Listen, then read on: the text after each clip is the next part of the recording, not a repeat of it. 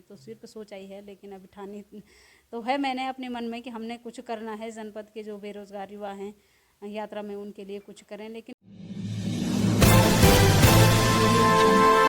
नमस्कार, मैं हूं सुनीत चौधरी और आप देख रहे हैं पहाड़ी सफ़रनामा। आगामी अप्रैल माह की 25 तारीख से ऐतिहासिक केदारनाथ यात्रा प्रारंभ होनी है।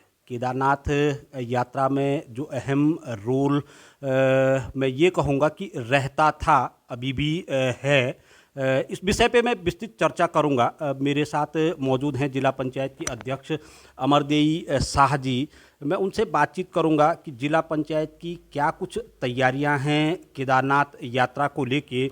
अध्यक्ष जी, जैसे कि मैंने पहले कहा कि रहता था जिला पंचायत का अहम रोल, मगर अब कई कटौतियां कर दी गई हैं 2013 के बाद।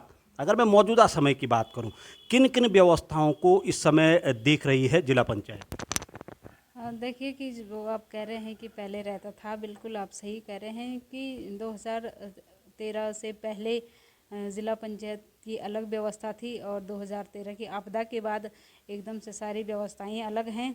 और इन व्यवस्थाओं में अभी जिला पंचायत रुद्रप्रयाग के पास हमारा सिर्फ एक वो पार्किंगें हैं जिन पे हम टेंडर प्रक्रिया के तहत उनको टेंडर के आधार पे देते हैं। और दूसरा हमारा है कि यहाँ जो हमारा लोकल क्षेत्र है सोनप्रयाग तक का, पूरे नीचे कांकरा से लेकर ऊपर सोनप्रयाग तक का, वहाँ तक की हमारी सफाई व्यवस्था का है। और थोड़ा हमारे जो है वो डंडी कंडी की, यही हमारी व्यवस्थाएं हैं। और जो जितना भी है वो सारा प्रशासन के पास है। अध्यक्ष जी, क्योंकि किसी भी संस्था को चलाने के लिए एक आर्थिक पैकेज की ज़रूरत होती है, आर्थिक संसाधनों की ज़रूरत होती है, मगर 13 के बाद ये सारे बंद कर दिए गए। किस तरीके से जिला पंचायत, क्योंकि पूरे जनपद की जो ग्रामीण व्यवस्थाएं हैं जिला पंचायत को देखनी होती है, ऐसे में केदारनाथ यात्रा हमारी आर्थिकी का एक प्रमुख जरिया रहा करती थी पहले से, अभी भी है। अगर मैं जिला पंचायत की बात करूं, ये संसाधन बंद हैं, इनको पुनः संचालित करने के लिए क्या कुछ प्रयास किए जा रहे हैं? देखिए कि जो हमारी पहले घोड़े खच्चर का था, तो फिर उसमें भी 2013 की बात, शायद कुछ जो भी आपत्तियां लगी होंगी, उसमें जो दूसरी पार्टी थी वो शायद मुझे लगता है कि कोर्ट गई। और उसमें फिर कोर्ट का निर्देश ये था कि जिला पंचायत से हटा के उसको प्रशासन को दिया जाए। तो उसके लिए हम ये सोच रहे हैं कि हम अभी थोड़ा बीच में कोविड का रह गया था, एक साल पिछले साल भी थोड़ा हम लोगों ने रिट दायर की, लेकिन उस पर हो नहीं पाया। लेकिन हमें पुनः उस पर हम अब डबल बेंच में कोर्ट जाएंगे और जो हमारी व्यवस्थाएं हैं उनको वापस लाने की हम कोशिश करेंगे। क्योंकि एक कार्यदायी संस्था जिला पंचायत है और जनपद की काफ़ी जो हमारे छोटे कस्बे हैं या हमारी जितनी भी व्यवस्थाएं हैं वो जिला पंचायत करती थी। चाहे हम विकास के कार्यों की बात करें या यात्रा व्यवस्था की भी बात करें, जहां अन्य जनपदों में हमारे, चाहे उत्तरकाशी में हो चाहे हमारी चमोली में हो, तो सारी व्यवस्थाएं जिला पंचायत के ही पास हैं।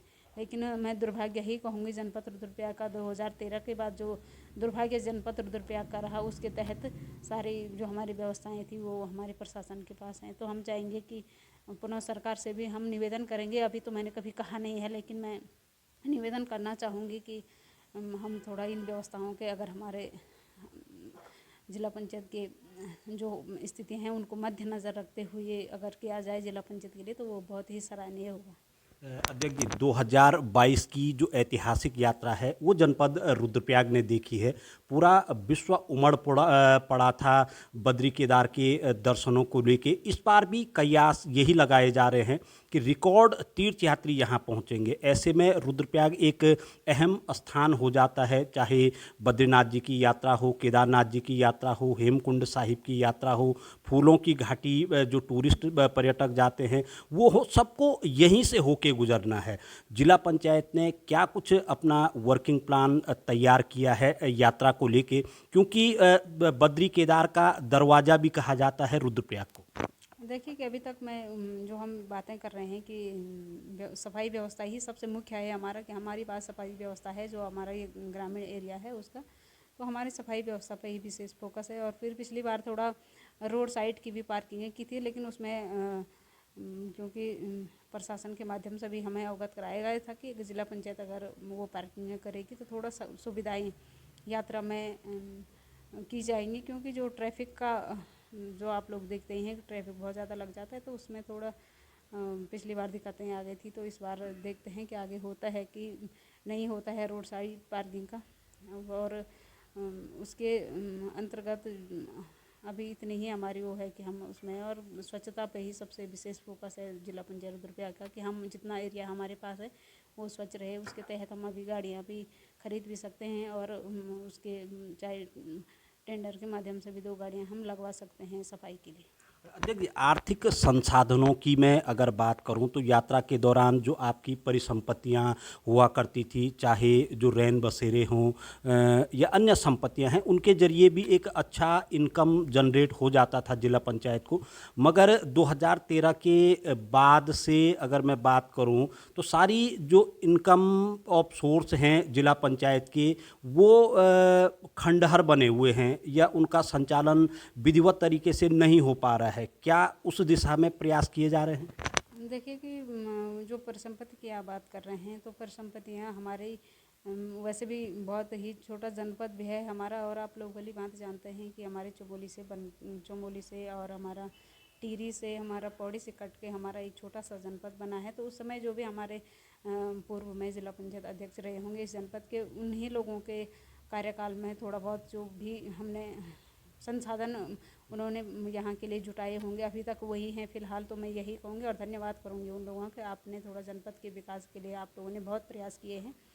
तो वही हैं अभी तो। और परिसंपत्ति हमारी केदारनाथ में थी, वो उस समय बह गई थी, गौरीकुंड में थी, वो बह गई थी। तो उसके बदले हमें कुछ भी नहीं मिला, जिला पंचायत को सबको मिला, चाहे हमारे जितने भी विभागों की वहाँ पे संपत्तियाँ रही हों सबको मिला, लेकिन जिला पंचायत को वहाँ पे भी कुछ उस प्रकार से की कोई भी लाभ नहीं मिला कि अगर उनकी परिसंपत्ति, जिला पंचायत की परिसंपत्ति बही तो उसके बदले ना तो वहाँ पे अभी हमें किसी प्रकार की ना तो ज़मीन प्रशासन के माध्यम से उपलब्ध कराई गई। अभी सामने पे हमने थोड़ा अपनी परिसंपत्ति के ही परिप्रेक्ष्य में हम ये सोच रहे थे कि हम दुकानें वहाँ पे बनवा देंगे, तो अभी उस पर विचार चल रहा है। अगर हमारा वन विभाग हमें स्वीकृति दे देता है तो उसके बारे में मैं सोच रही हूँ कि हमारे जो जवाड़ी बाईपास है वहाँ हम दुकानें बनाएं, जितना भी हमारा सरकारी ज़मीन है, न कि हमारे जो ग्रामीण हैं उनके उसमें जो अध्यक्ष जी, अगर मैं नगर क्षेत्रों को छोड़ दूं, क्योंकि नगर क्षेत्रों में संचालन की व्यवस्था नगर पंचायत नगर पालिकाओं की है, उसके पश्चात जिला पंचायत की हो जाती है। तमाम जो यात्रा रूट है जनपद का, जैसे आपने अभी बताया कि जवाड़ी बाईपास पे एक प्रयोग कर सकते हैं, क्या कुछ यात्रा मार्ग पे इस तरीके की अभी तक कार्य योजना है कि जिससे कि पंचायत की इनकम भी बढ़ सके और बेरोजगारों को एक अस्थाई दुकानें भी मिल सके या अस्थाई व्यवसाय मिल सके, इस तरीके का कोई कार्यक्रम है?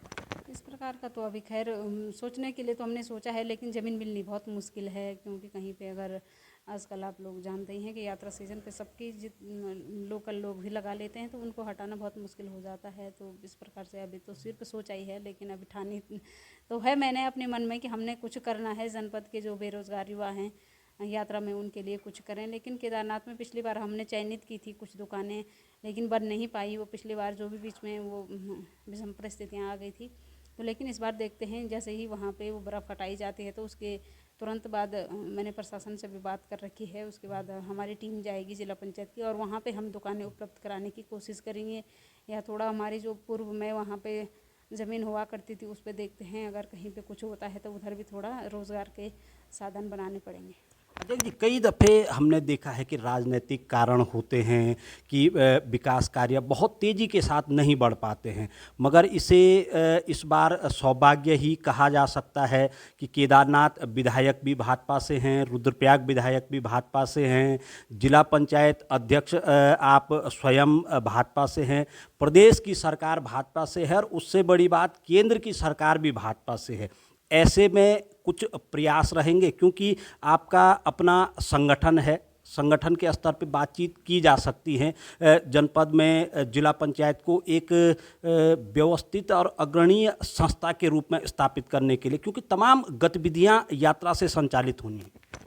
हाँ बिल्कुल, आप सही कह रहे हैं। इसमें मैंने कुछ दिन पूर्व थोड़ा मैं सीएम माननीय मुख्यमंत्री जी से मिली थी, तो उसमें मैंने यहाँ की जो थोड़ा मूलभूत समस्याएं हैं वो उनके सामने रखी थी। तो उन्होंने हर संभव मुझे विश्वास दिलाया है कि आपकी जो भी मांगे हैं उनको पूरा करेंगे, क्योंकि यात्रा व्यवस्था ये एक, मैं ये नहीं कहूँगी जनपद रुद्रप्रयाग की है, पूरा हमारे उत्तराखंड की जो बेरोज़गारी है वो सब इस पे आश्रित रहते हैं कि थोड़ा बहुत हम यात्रा में, हम सब लोगों की निगाहें टकटकी लगी रहती है कि हमने कुछ ना कुछ इस बार यात्रा में कमाना ही कमाना है। यही हमारा मुख्य एक व्यवसाय भी मैं कहूँगी कि हमारे लोग, चाहे होटल वाले हों, चाहे हमारे घोड़े खच्चर वाले हों, चाहे हमारे जितने भी बेरोज़गार युवा हैं, तो काफ़ी मात्रा में हमारे युवा वहाँ पे रोज़गार पा लेते हैं। तो हमने कुछ सुविधाओं के लिए कहा है, तो ज़रूर मुझे विश्वास है कि माननीय मुख्यमंत्री जी हमारी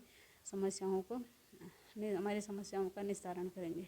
अच्छा अध्यक्ष जी, ऐसी क्या कुछ कार्य योजनाएं हैं जो आपके जेहन में होंगी, आपके दिमाग में होनी, कि काश, अक्सर हम कहते हैं ना कि काश ऐसा हो जाता, क्या कुछ ऐसा है कि काश अगर ये होता मेरे पास तो संभवतः मैं इस दिशा में कुछ बहुत बेहतर करती? हाँ, जैसे देखिए कि कभी कभी हो जाता है कि जैसे हम ग्रामीण एरिया में जाते हैं और मैं हर तबके के लोगों के सामने बैठती भी हूँ और मैं जाती भी हूँ, और मैं एक उस समाज से भी हूँ जहाँ के सबसे गरीब व्यक्ति बैठ रहता है।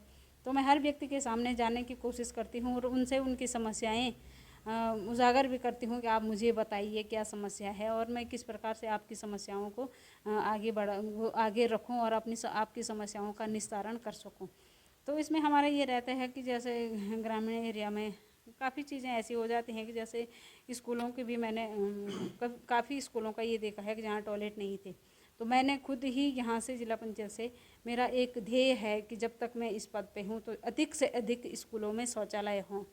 ये मेरा एक अपना ड्रीम प्रोजेक्ट ही आप समझें कि मैंने ये सोचा है, और काफ़ी स्कूलों में आप देख भी रहे होंगे कि हमने शौचालय बनवाए हैं, क्योंकि इसमें हमने बहुत पहले जब हम पढ़ते थे तो तब उस समय हमने काफ़ी समस्याएं झेली हैं। तो ये मेरा एक वो है। जैसे दूसरा हमारा खेल मैदान हो गए कि हम अब जो हमारे आने वाला बजट होगा अप्रैल से, तो हम नए वाले बजट में मेरा एक वही रहेगा कि जो मेरा अपना एक सपना है उसको मैंने पूरा करना है। उसमें हमने फील्ड बनवाने हैं जहाँ जहाँ जिससे हमारे बच्चे खेलने कूदने की उनको सारी सुविधाएं उपलब्ध हों। दूसरा हमने अभी कुछ धनराशि रखी हुई है कि पार्क लगेंगे हमारे, जैसा हमारे सामने जवाड़ी बाईपास पे जिला योजना के अंतर्गत जो हमारा पार्क बन रहा है, तो इसका ही इतना बड़ा तो खैर हमारे ग्रामीण क्षेत्र में नहीं बन सकता है, लेकिन छोटे छोटे जहाँ पे हमारे बच्चे भी खेल कूद सकते हैं, हमारे बुज़ुर्ग भी अगर टहलने जा रहे हैं तो एक्सरसाइज कर सकते हैं, वो चीज़ें मैंने थोड़ा बुज़ुर्गों को भी मद्देनज़र रखते हुए और बच्चों की सुविधाओं के लिए भी रखा है।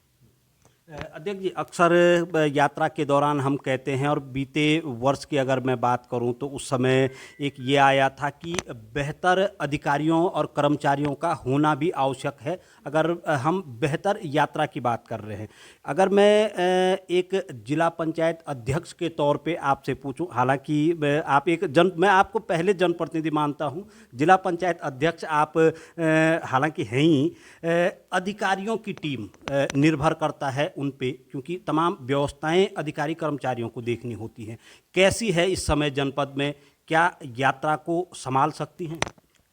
व्यवस्थाएं वैसे देखा जाए तो व्यवस्थाएं पिछली बार भी वही कर्मचारी रहे होंगे, और कुछ अगर उनमें थोड़ा हो जाता है, किसी का ट्रांसफ़र हो गया, कई रिटायरमेंट भी हो गए होंगे, लेकिन व्यवस्थाएं पूरी कोशिश ये रहेगी कि यात्रा व्यवस्था ढंग से चले, और जो भी अगर हमारे अधिकारियों की या कर्मचारियों की आवश्यकता होगी उसको हम शासन स्तर पे बात करेंगे, और वहाँ से हम उनसे निवेदन करके या जो भी बातें होंगी वो सामने रख के और यहाँ पे कर्मचारी वर्ग को उपलब्ध करवाने की कोशिश करेंगे। क्योंकि कभी कभी हो जाता है कि काफ़ी अधिकारी कर्मचारियों की ड्यूटी लग जाती है और ग्रामीण क्षेत्रों को जो हमारे विकास कार्य हैं या जनपद स्तर के जो विकास कार्य हैं वो बाधित होते रहते हैं।